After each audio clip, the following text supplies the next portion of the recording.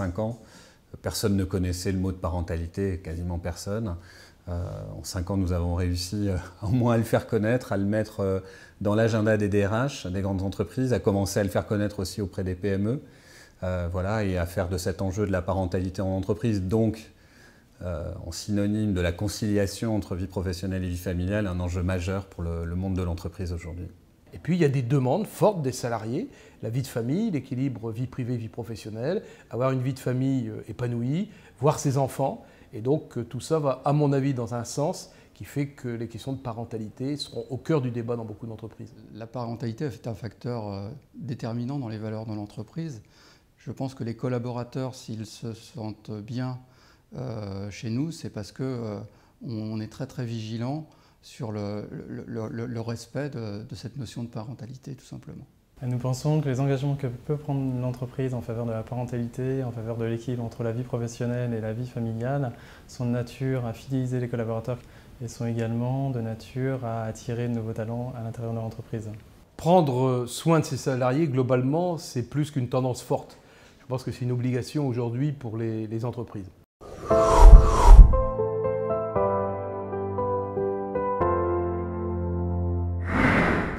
Les contraintes actuelles de la vie familiale par rapport au travail sont essentiellement des contraintes liées au mode de garde des enfants. Qui va garder les enfants?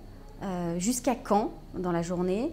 Est-ce que les personnes qui vont garder mes enfants seront disponibles quand j'en ai besoin? Est-ce que la personne ou les personnes vont prendre des congés et moi je ne pourrai pas?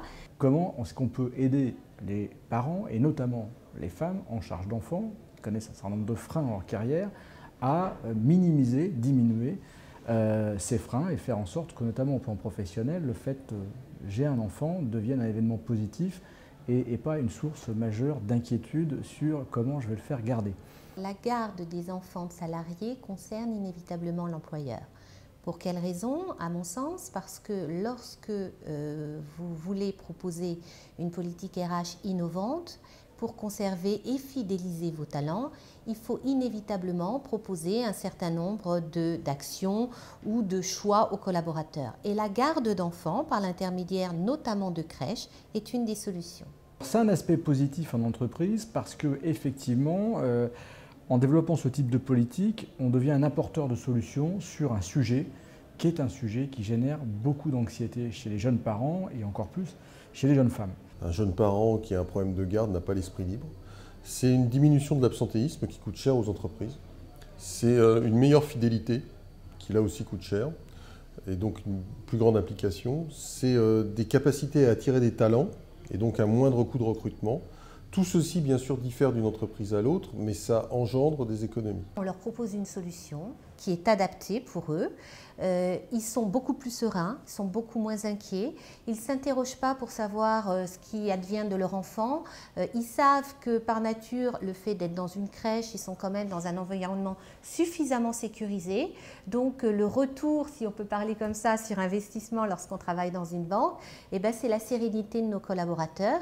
Et donc ça participe de façon positive à leur intégration et à leur productivité, performance dans l'entreprise. On va offrir des places aux entreprises pour des gens qui ont déjà un mode de garde, mais qui le jeudi soir nous appellent parce que leur mode de garde habituel les a plantés le vendredi matin. Et là, on va leur offrir 2-3 jours de prise en charge dans une de nos crèches.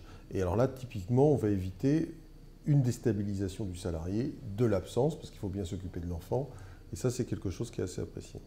Donc que l'entreprise, en offrant, oui, ou en permettant aux employés d'avoir un mode de garde, leur signifie, bah, voilà, vous êtes jeunes parents, on le comprend, il n'y a pas que le travail qui compte, mais il y a bien un équilibre travail, famille, et on vous aide à obtenir cet équilibre.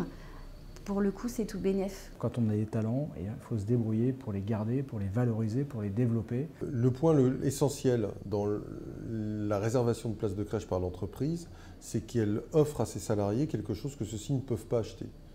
Contrairement à d'autres services, trouver une place de crèche, l'argent n'aide pas.